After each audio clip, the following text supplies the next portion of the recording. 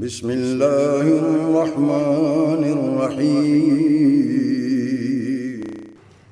میرے سب چاہنے والوں کو السلام علیکم۔ امید ہے آپ سب خیریت سے ہوں گے۔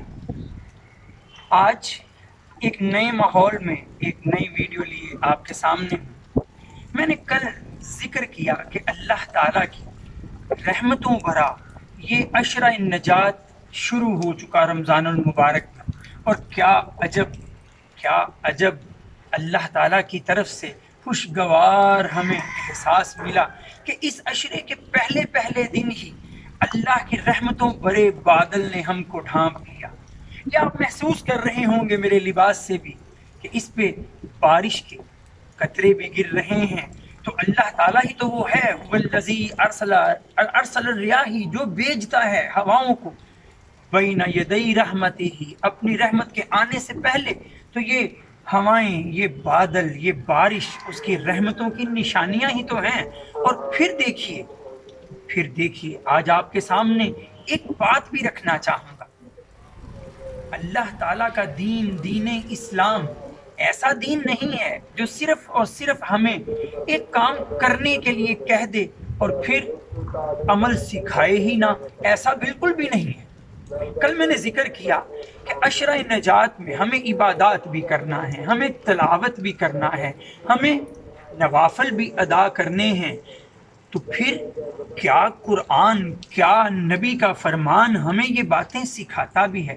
تو ذرا دیکھیے گا نبی کریم صلی اللہ علیہ وآلہ وسلم کی جب احادیث ہم پڑھتے ہیں تو ہمیں جو اس میں بیان ملتا ہے، اس کی روح سے کچھ باتیں آپ کے سامنے رکھ رہا ہوں کہ عشرہ نجات میں وہ باتیں اپنا لیجئے، آپ کا عشرہ نجات اللہ کی رحمتوں کو سمیٹنے کا باعث بن جائے گا۔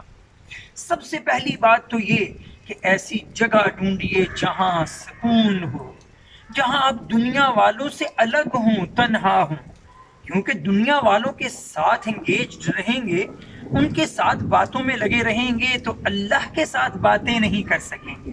تو پہلے تو تنہائی ڈھونڈیے، پھر اس تنہائی میں کم از کم کچھ حصہ قرآن کا پڑھیے، اور اگر پڑھ نہیں سکتے تو کم از کم قرآن کا کچھ حصہ سنیے، اور جو حصہ بھی آپ پڑھیں، جو حصہ بھی آپ سنیں، کوشش کیجئے کہ وہ سمجھ کر ترجمے کے ساتھ پڑھیے یا سنیے، کہ آپ کو معلوم ہو کہ وہ تلاوت آپ سے کیا کہتی ہے۔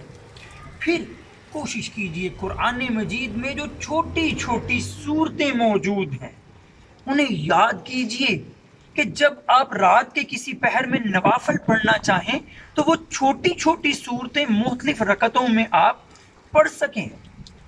پھر دعائیں یاد کیجئے، وہ دعا اللہ کے اذکار بھی ہو سکتے ہیں، اللہ تعالیٰ کے ناموں کا ورد بھی ہو سکتا ہے، اللہ کے اسماء الحسنہ پڑھیے۔ پھر آپ الحمدللہ پڑھیے، سبحان اللہ پڑھیے، اللہ اکبر کہیے، لا الہ الا اللہ کہیے، استغفر اللہ کہیے، سبحان اللہ و بحمدہ، سبحان اللہ العظیم کہیے۔ ان تمام اذکار کو اپنی راتوں کی عبادت کا حصہ بنائیے، اور آخر میں کہیں ہم سے جو کمی کوتاہی رہ جاتی ہے اللہ کی عبادت کو سر انجام دیتے ہوئے، تو اللہ سے اپنی اور سب کی بخشش کی دعا بھی کرتے رہا کیجئے۔